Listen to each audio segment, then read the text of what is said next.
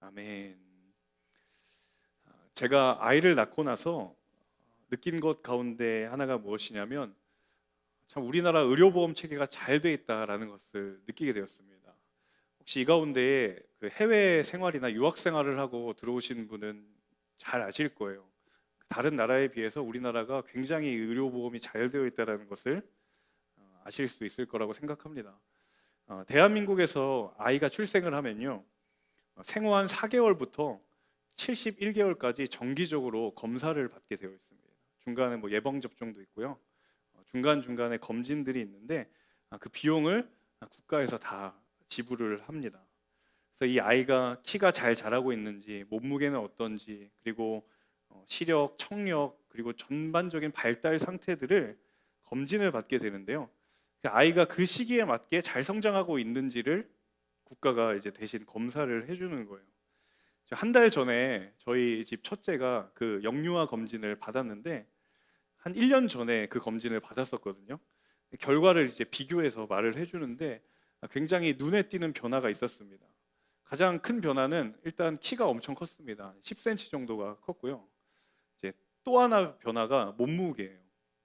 이게 저희 첫째가 굉장히 말라가지고 불과 한 1년 전만 해도 언제 15kg를 찍나 이게 굉장히 저희의 기도 제목이었거든요. 아무리 먹어도 살이 안 찌는 거예요. 저로서는 이해가 안 되는 상황이죠. 근데 이번에 검진을 했는데 놀랍게도 20kg가 된 거예요. 그래서 그 검진 결과를 그 의사 선생님이 검사 결과지를 가지고 이제 부모님하고 이제 면담을 하면서 분석을 해주는데 선생님이 이렇게 이야기를 하시더라고요. 참 키도 크고 몸무게도 늘고 잘 성장하고 있는 것 같아요. 그런데라고 이제 다른 갑자기 이야기를 하시는 거예요. 이 민준이의 키의 성장 속도에 비해서 몸무게의 성장 속도가 너무 빠르다는 거예요. 이, 이 검사를 받았던 때가 언제냐면 한창 이 코로나로 사회적 거리두기라고 있었던 때요. 유치원도 못 가고 집에만 있었는데 이제 아마 부모님 듣기에 좀 좋게 이야기를 하려고 의사 선생님이 이야기를 해준 거라고 생각이 되는데 아마도 코로나 때문에 민준이가 집에만 있어서 살이 찐 것 같아요. 이렇게 이야기를 하는 거예요. 근데 또 의학적으로 해야 될 말은 하셔야 되니까 그 끝에 굉장히 의미심장한 이야기를 해주시더라고요. 아버님, 이 성장의 폭보다 중요한 게 있는데요. 그것은요, 때에 맞는 성장이에요.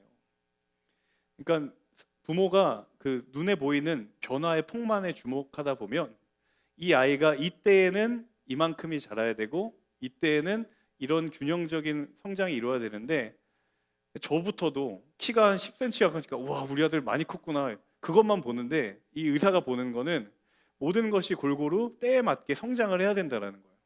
그래서 이제 덧붙인 말이 다음번에 검사했을 때 몸무게가 이런 폭으로 증가하면 비만이 될 확률이 있다.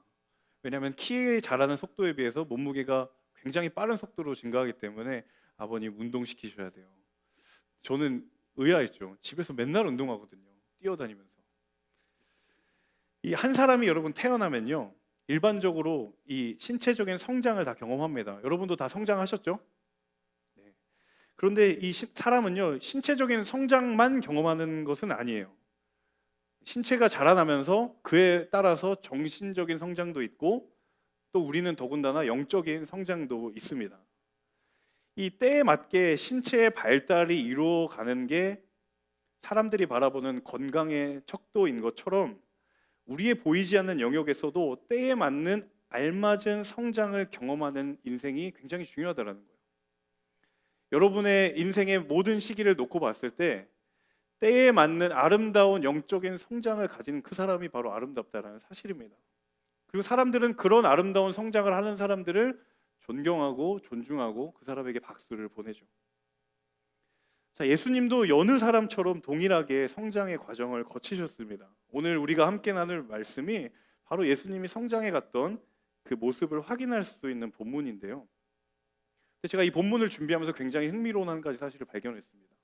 어떤 것이냐면 예수님은 도대체 어떻게 성장했을까 궁금해서 여러 가지 책이나 자료들을 찾아보았는데 정말 놀랍게도 예수님의 성장에 관한 책이 단 한 권도 없습니다.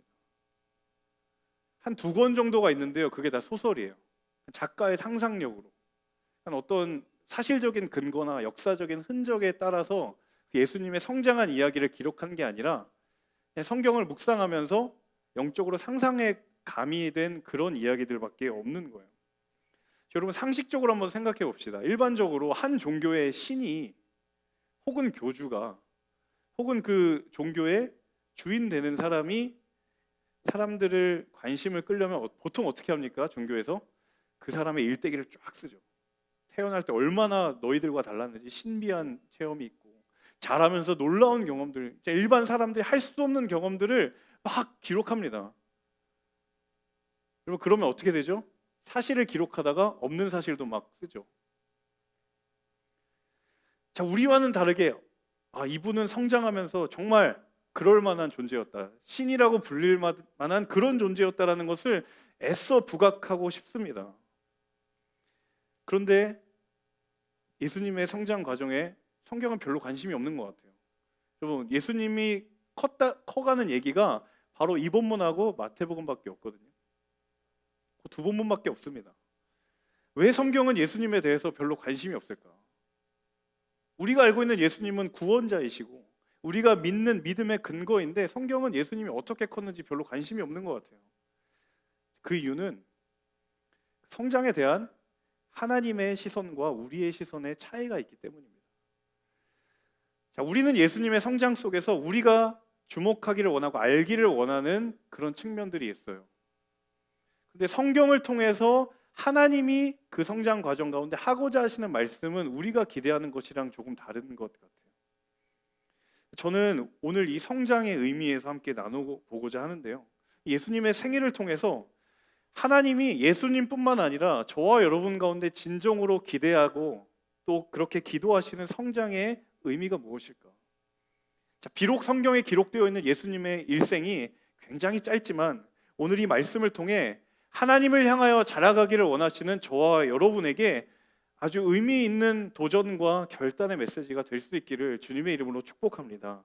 우리 본문 41절과 42절을 같이 한번 다시 읽어보면 좋겠는데요. 함께 41절과 42절 읽겠습니다. 해마다 6월절이 되면 예수의 부모는 예루살렘으로 갔습니다. 예수께서 12살이 되던 해에도 그들은 관례에 따라 절기를 지키러 예루살렘에 올라갔습니다. 자, 성경은요, 오늘 본문이 일어난 이야기가 언제인지 말을 해주는데요.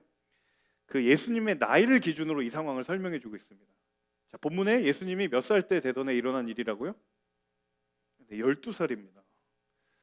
자, 유대인 남자와 어린 남자아이와 여자아이가 조금씩 차이는 있지만요, 당시 유대인에게 12살은요 아이와 성인을 구분하는 지점이에요. 13살에 성인식을 치르는데 12살 정도가 됐으면 이미 사회적으로는 이 아이가 이제 성인이 될 준비를 마쳤구나라고 이제 통념적으로 생각을 합니다. 우리랑은 좀 다르죠. 자, 우리 오늘 방금 입교를 했는데요. 여러분, 우리 교단의 그 룰에 따라서 입교를 받는 나이가 있습니다. 세례를 받는 나이가 있어요. 자, 유아 세례를 받는 나이가 있고 세례를 받을 수 있는 나이가 있습니다. 성인 세례를 받을 수 있는 나이가 성인 나이로 만 15세입니다. 그러니까 영적으로 15세면 성인이 되었다라고 생각을 하는 것이죠. 자, 우리의 상황하고 문화에 비추어 보면 조금 다르긴 하지만 이 예수님이 12살 때 예루살렘으로 갔다라는 이 이야기는 한마디로 말하면 예수님이 성인이 되셨구나 라는 것을 의미한다는 거예요. 자, 예수님이 성인이 되는 과정, 이 12년간의 일생을 성경은 전하고 있진 않지만, 그리고 별로 그렇게 관심이 있는 것 같지도 않지만, 한 가지만큼은 꼭 하나님이 남겨두기를 원하셨던 것이 있는 것 같습니다. 그것은 바로 40절의 말씀인데요. 오늘 본문 바로 앞구절인 40절의 말씀을 함께 읽어보도록 하겠습니다. 아이는 점점 자라가며 강해지고 지혜가 충만했으며 하나님의 은혜가 그 위에 있었습니다. 자, 지난 12년간 예수님이 성인이 되기까지 꼭 필요했던 것, 하나님께서 자신의 아들 예수 그리스도를 성장시키기 위하여서 하나님이 꼭 사용했던 재료가 무엇이었냐면 바로 40절 끝에 있는 하나님의 은혜였다라는 거예요. 여러분 사실 성경은요 예수님의 12년간의 성장기를 한마디로 요약하는 게 40절이라고 해도 무방할 것 같아요. 예수님의 성장은 단 한마디로 점점 자라가며 지혜가 충만하고 하나님의 은혜가 그 위에 있었다라는 사실입니다. 하나님의 은혜가 예수님 위에 머물러 있었기 때문에 예수님이 성장할 수 있는 것, 성인으로 성장할 수 있었다라는 거예요. 그래서 여러분 우리가 함께 나눌 첫 번째 이 성장의 비밀은 바로 하나님과 함께하는 성장입니다. 함께 따라해 볼까요? 하나님과 함께하는 성장. 여러분 이런 질문 한번 던져보겠습니다. 예수님이 하나님의 은혜 없이 성장할 수 있습니까?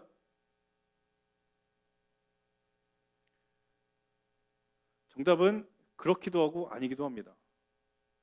그런 부분은 어떤 부분이냐면 신체적인 성장이에요. 하나님의 은혜 없이도 성장할 수 있습니다. 요셉과 마리아가 제때제때 잘 먹이고 양육하면 큽니다. 그런데 하나님의 은혜 없이 성장할 수 없는 지점이 있습니다. 그것은 무엇이냐면 바로 신체적인 성장이 아니라 그가 정말 말 그대로 성인이 되는 영적인 성장, 전인적인 성장은 하나님의 은혜 없이는 될 수가 없다라는 거예요. 여러분 한 인간이 존재하는 성장의 의미를 이야기할 때 누구도 신체의 발육을 잘하는 것만 가지고 성장이라고 이야기하지 않습니다. 그 성장에는요 가치관이 형성되는 것도 포함이 되고 사고의 형성도 포함이 되고 신앙의 형성도 포함이 됩니다. 그래서 보이는 것보다도 사실 실제로 보이지 않는 것이 더 많이 이 성장에 포함이 되어 있다라는 거예요. 근데 바로 그 예수님의 성장에 무엇이 머물고 있었냐면 하나님의 은혜가 머물고 있었다라는 거예요. 그래서 예수님의 성장은 하나님의 은혜와 함께하는 성장이었다라는 것입니다. 여러분 아이가 점점 자라고 강해지고 지혜가 충만한 것은요 아이를 둔 부모라면 누구나 다 꿈꾸는 성장입니다. 저도 아이를 낳기 이전에는 몰랐는데 아이 둘을 낳고 나니까 정말 하나님의 은혜 없이는 성장을 할 수가 없구나를 느꼈어요. 그리고 굉장히 회개했습니다. 제가 예전에 결혼하기 이전에 학부모님들 앞에 앉혀두고 제가 중고등부 사역했거든요. 부모님들이 똑바로 하지 않았기 때문에 아이들이 제대로 안 크는 거예요. 제가 그 이야기가 지금 생각나더라고요. 내가 정말 모르고 이야기했구나. 애도 안 낳아본 얼마나 그 부모님들이 정말 교육자가 이야기하니까 말은 듣고 있지만 얼마나 콧방귀를 꼈을까 그런 생각이 들더라고요. 제가 아이를 한 5, 6년 정도 키웠는데 정말 하나님의 은혜 없이는 우리 두 아들이 클 수 없다는 걸 너무 뼈저리게 깨닫는 거예요. 여러분 40절에 있는 아이가 점점 자라며 지혜가 자라고 충만해지고 하나님의 은혜가 머무르는 것 누구나 원하지만 누구나 그렇게 되지 않는다라는 거예요. 그러니까 부모의 바람처럼 아이가 성장하지 않는다라는 거예요. 무엇이 문제인가? 성장은 성장인데 하나님과 무관한 성장이 있고요. 성장은 성장인데 하나님을 떠나 있는 성장이 있다라는 거예요. 여러분 우리 스스로에게 이 성장의 의미를 한번 질문해 봅시다. 여러분의 성장 과정 속에 하나님의 은혜가 머물고 있습니까? 이미 우리는 다 성인이 되었지만 우리의 영적인 성장은 아직도 멈추지 않고 있는데 여러분 그 성장에 과연 하나님의 은혜가 있습니까? 저와 여러분의 인생이라고 하는 세월 속에 정말 하나님이 있느냐라는 거예요. 여러분 요셉과 마리아가 이제 뒷본문에도 나오겠지만 예루살렘에서 떠나서 고향으로 돌아오는데 예수가 당연히 있을 거라고 생각했어요.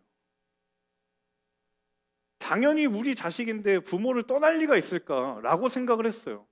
여러분 마리아와 요셉이 예수님이 당연히 있을 것이라고 생각했던 것처럼 우리 안에도 우리의 성장 과정 가운데 예수님이 당연히 있을 것이다라고 생각하지만 당연하지 않다라는 거예요.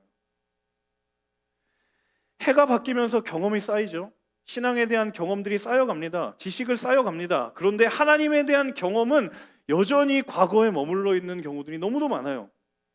내 외형적인 모습은 이미 성인이 된 지 오래인데 하나님을 아는 나의 수준은 아기와 다를 바 없는 사람들이 너무도 많습니다. 저와 여러분의 인생이라고 하는 시간 속에서 우리의 경험과 우리의 지식과 우리의 관계가 분명히 그 인생이란 그릇의 크기를 넓혀줄 겁니다. 그런데 여러분 그 그릇을 채우는 건 하나님의 은혜여야 합니다. 하나님의 은혜로 그 그릇이 채워지지 않으면 그 그릇은 깨지고 만다라는 거예요. 베드로가 고백했던 것처럼 여러분, 오직 우리 구주 그리스도를 아는 지식에까지 자라가는 우리 모두가 될 수 있기를 주님의 이름으로 축복합니다. 우리의 성장에, 지금도 여전히 진행되고 있는 이 믿음의 성장에 과연 하나님의 은혜가 머물고 있는가? 생각보다 예수님이 당연히 부모 곁에 있을 것이라고 생각하면서 예루살렘을 떠났던 요셉과 마리아와 같은 신앙의 성장 과정을 겪는 사람들이 많다는 거예요. 여러분, 하나님의 은혜 안에 머물며 자라가시는 우리 모두가 되실 수 있기를 주님의 이름으로 축복합니다. 48절과 49절의 말씀 같이 한번 읽어볼까요? 함께 읽습니다. 그 부모는 예수를 보고 놀랐습니다. 그래서 그의 어머니가 말했습니다. 얘야, 왜 우리에게 이렇게 했느냐? 내 아버지와 내가 얼마나 걱정하며 찾았는지 모른다. 그러자 예수가 말했습니다. 왜 나를 찾으셨습니까? 내가 마땅히 내 아버지의 집에 있어야 하는 줄 모르셨습니까? 자, 6월절이 되어서 예수님과 부모님이 함께 예루살렘으로 갔습니다. 아마 여기에는 많은 친척들이 함께 갔던 것 같아요. 왜냐하면 6월절 기간이 끝나고 돌아갈 때 예수님이 그 무리에 섞이지 못했다라는 걸 요셉과 마리아가 한참을 지나서 깨달았다는 그 사실을 보면 부모랑 아이만 손을 잡고 같지 않았다는 것을 우리는 짐작을 할 수 있죠. 부모가 그렇게 이야기합니다. 얘야, 왜 우리에게 이렇게 했느냐? 내가 아버지와 내가 얼마나 걱정하며 찾았는지 모른다. 제가 자녀를 둔 부모의 입장에서 그러는지 이 성경이 과연 예수님이 이렇게 점잖게 말씀하셨을까? 여러분, 자녀가 부모의 시야에서 1분만 사라져도요, 부모는 동공의 지진이 일어납니다. 여러분, 46절을 보면요, 3일이 지나서 예수님을 찾았대요. 그럼 결국에 3일 정도는 찾았다는 얘기거든요. 여러분, 만약에 실제 상황이라면, 이게 한국의 상황이라면 예수님이 한국 부모님 손에 있어요. 3일 만에 찾았어요. 그러면 얘야, 우리에게 왜 이렇게 하느냐? 너와 내 아버지가 얼마나 찾았는지 모른다. 절대로 그렇게 이야기하죠. 야, 이놈아 어디 갔었냐고. 아마도 궁둥이란 데 맞았거나 분노가 치밀어서 아마 아이는 영문도 모르고 울었을 거예요. 여러분, 더욱 충격적인 것은 아들의 대답이죠. 왜 나를 찾으셨습니까? 내가 마땅히 내 아버지 집에 있어야 할 줄 왜 모르셨습니까? 저는 있어야 할 곳에 있었을 뿐입니다. 더군다나 내가 있어야 할 곳은 아버지의 집이라는 거예요. 이 에미에비도 몰라보는 아버지의 집이라고. 지금 아버지가 눈앞에 있는데 저는 아버지의 집에 머물러서 거기에 있었을 뿐입니다 라고 이야기를 하는 거예요. 눈앞에 자기의 육신의 아버지가 있는데 아버지의 분노를 자아내는 분노 제조기가 아니라, 여러분, 우리는 여기에서 우리가 가져야 할 두 번째 성장의 의미를 깨닫게 되는 거예요. 두 번째 의미는 바로 내가 누구인지를 깨닫는 성장입니다. 여러분, 우리가 잘 알고 있는 것처럼 예수님은 육신의 부모가 마리아와 요셉이지만 근본적으로는 하나님의 아들입니다. 예수님이 자라가면서 깨달았던 중요한 사실은 자신이 누구인지에 대한 깨달음이었어요. 비록 나의 육신의 부모가 요셉과 마리아이지만 자라가면서 자신이 하나님의 아들이고 그 하나님의 아들로서 이 땅 가운데 행해야 할 사명과 부르심이 있다라는 것을 정확하게 알고 성장했다라는 거예요. 근데 놀라운 사실은 그를 낳은 부모조차도 자기 아들을 몰랐다라는 것입니다. 여러분, 세상에서 가장 알기 힘든 것이 있어요. 그것은 무엇이냐면 나를 알기 힘들어요. 제 경험적인 고백을 빌리자면 저는, 웃지 마세요, 비교적 사랑이 많은 사람이라고 생각했습니다. 감사합니다. 조금만 웃어주셔서. 특히 목회자가 된 이후에는 적어도 내가 목사인데 기본적으로 사랑의 분량이 있지 않을까, 그 정도, 어느 정도의 그래도 목사로서의 자질이 있는 그 사랑의 폭이 있지 않겠는가. 저의 생각을 처참히 깨부수어 버린 순간이 있었습니다. 그것은 언제냐면 제가 아이를 낳고서요. 저는 제가 이렇게 사랑이 없는 사람인지를, 그리고 인내가 부족한 사람인지를 깨달았어요. 저는 저의 그 진실한 단면을 34살이 돼서야 깨달은 거예요.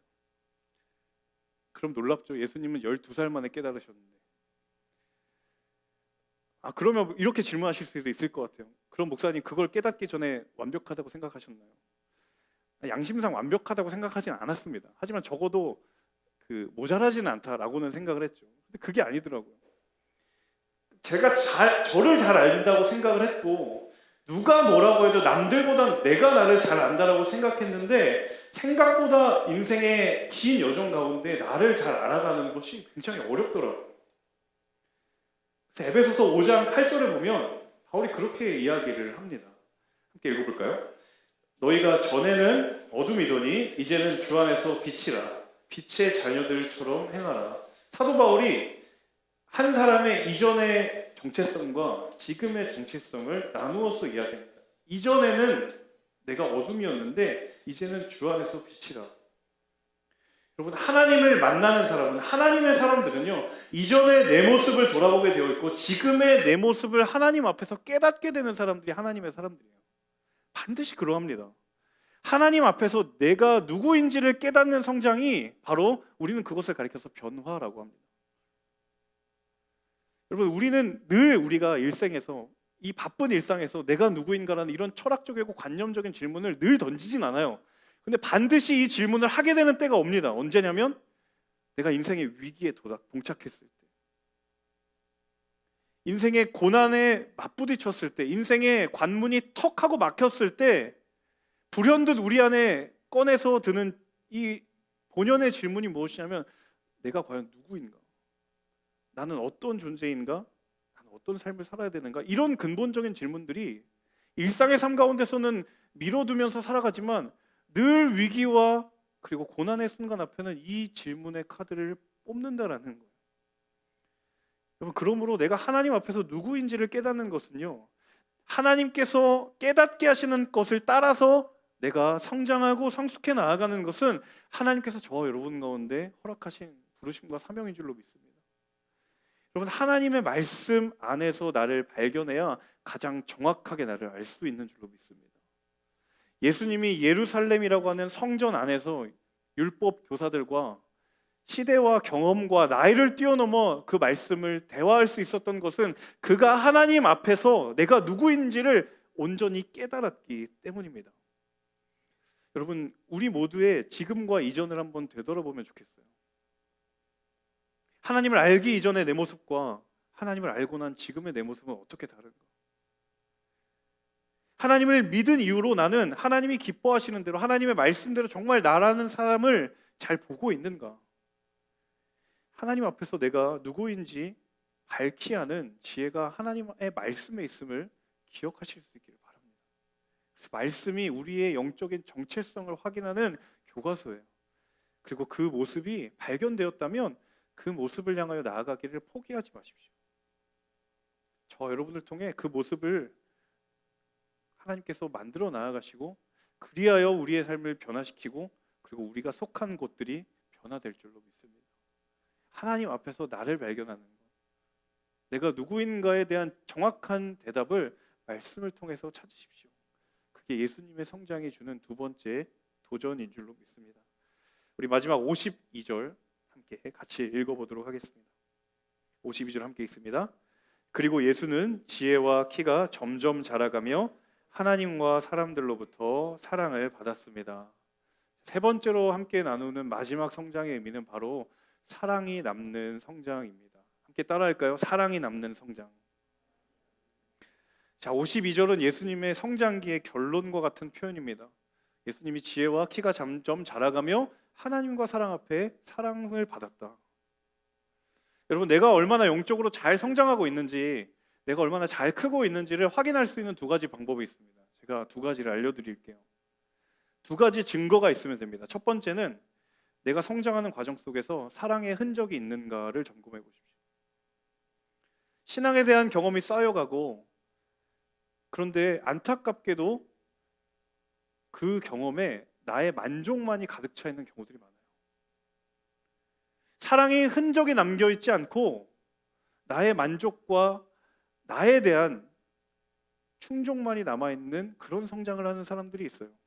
자, 예수님의 성장은 자기에게도 필요한 성장이었지만 궁극적으로 누구를 향한 성장이었냐면 예수님이 구원해야 할 사람을 위한 성장이었습니다. 결국에 예수님의 성장의 결론은 사랑의 흔적이 남았어요. 그러므로 여러분, 우리의 인생이 흘러감에 따라 우리를 부르신 자리에 정말 사랑의 흔적이 남아있는 걸 한번 돌아보십시오. 그 사랑의 흔적이 선명하면 선명할수록 내가 하나님을 향하여 잘 자라고 있는 것입니다. 두 번째는요, 두 번째 흔적을 보셔야 하는데, 그것은 그 사랑의 흔적에 균형이 있는 거라는 겁니다. 어떤 균형인가? 바로 52절처럼 사람에 대한 사랑과 하나님에 대한 사랑의 균형이 있는 것. 사람으로부터 사랑받는 것, 그것 헛된 거야. 하나님께만 사랑받는 게 중요하지라고 생각하는 사람들이 있는데요, 나는 세상과 사람에 관심 두지 않는다. 오직 하나님을 사랑하는 것에는 내가 어떤 관심 없다. 세상과 나는 간 곳 없고 구속한 주만 보이도다. 이것을 그릇되게 해석하는 사람들이 있어요. 영적인 독불 장군이 될 가능성이 높습니다. 진짜 여러분, 하나님께 사랑받는 사람은요, 그 사람 가운데에 사람들이 모여요. 왜? 흘러넘치는 사랑이 있기 때문에. 내게는 없는 메마른 하나님의 사람이 그 사람에게 가면 경험될 수 있기 때문에 진짜 하나님의 사랑으로 충만한 사람에게는 모이게 되어 있어요. 반대로 이런 분들도 계시죠.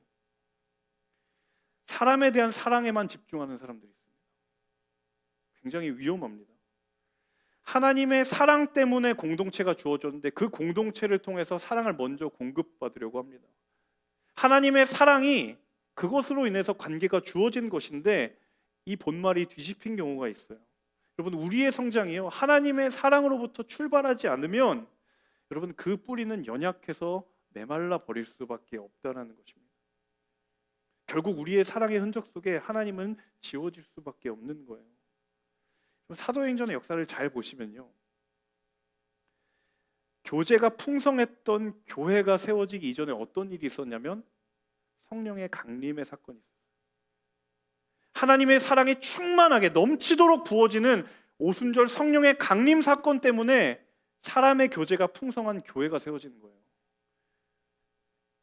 사람과의 교제를 채우기 위해 하나님의 사랑을 끌어올 수 없다라는 거예요. 성령의 충만함, 사랑의 하나님의 사랑에 넘치도록 부음받는 그 하나님의 사랑을 경험했기 때문에 교제가 풍성한 교회가 생겼다는 사실을 꼭 기억하십시오. 그 사랑이 흘러 넘쳐야 그 관계가 온전해질 수 있습니다. 혹시 여러분 관계의 어려움을 겪고 계신 분들, 하나님과 나와의 관계가 잘 설정이 되었는지를 다시 한번 하나님께로 돌아가 보십시오. 하나님과 내가 가까워지면 자연스럽게 해결될 갈등, 관계의 갈등들이 굉장히 많더라는 거예요. 그럼 마지막으로 우리 에베소서 4장 15절의 말씀을 함께 읽고 말씀을 마무리하려고 하는데요, 에베소서 4장 15절 말씀 같이 한번 읽어보겠습니다. 시작. 오직 사랑 안에서 참된 것을 하여 범사에 그에게까지 자랄지라. 그는 머리니 곧 그리스도라. 아멘. 여러분, 바울이 하나님 만나기 이전에 하나님과 무관한 열정을 막 쏟아부었을 때 바울이 어떻게 생각했겠어요? 나는 완벽하게 성장했다. 율법의 지식 모자름이 없고 하나님을 향한 열정 누구보다 뒤지지 않는다. 나는 완벽하게 성장했다라고 바울이 생각을 했습니다. 다메섹으로 갈 때, 다메섹에 가는 그 길에서 부활하신 예수 그리스도를 만났을 때 그 모든 성장의 환상이 다 하나하나 깨어지고 바울의 고백이 무엇이었냐면, 내가 얼마나 영양의 불균형으로 자라왔는지, 내가 얼마나 영적인 불균형 상태였는지를 바울이 철저하게 깨달았어요. 그리고 내린 결론이 무엇이냐면 바로 이 에베소서 4장 15절이에요. 오직 사랑 안에서 범사의 머리 대신 그에게까지 자랄지라. 내 안에 하나님의 넘치는 사랑이 없으면 내가 아무리 율법의 경험이 풍부하고 내가 아무리 누구도 뒤지지 않을 믿음의 신앙의 경험이 풍부하다 하더라도 다 모래 위의 성에 불과하다는 거예요. 오직 사랑 안에서, 그 사랑은 사람이 내게 주는 사랑이 아니라 하나님이 내게 주시는, 넘치도록 부어주시는 그 온전한 사랑 안에서. 여러분, 이 가운데 하나님께로 자라가기를 원치 않는 사람은 이 가운데 아무도 없을 줄로 믿습니다. 여러분, 과연 그렇다면 여러분 바르게 자라가야죠. 하나님이 원하시는 대로 살아가야죠. 원하시는 대로 자라가야죠. 여러분, 오늘 말씀의 제목을 우리에게 다시 한번 던집니다. 여러분, 무엇이 자라고 있습니까? 여러분의 삶에 무엇이 자라고 있습니까? 허우대만 멀쩡한 내 신체의 성인을 가지고 여러분 자랑할 것이 있겠습니까? 예수 그리스도의 성장을 통하여서 하나님, 나도 그렇게 자라나기를 원합니다. 하나님, 나를 그렇게 빚으실 줄로 믿습니다. 나의 연약한 모습, 모자란 모습, 하나님 넘치게 주님의 사랑 부어주셔서 온전케 하시고 완전케 하시고 그것을 통해 그 사랑이 필요한 자들에게 달려가는 저 여러분의 삶이 되게 해달라고 그렇게 기도하기를 원합니다.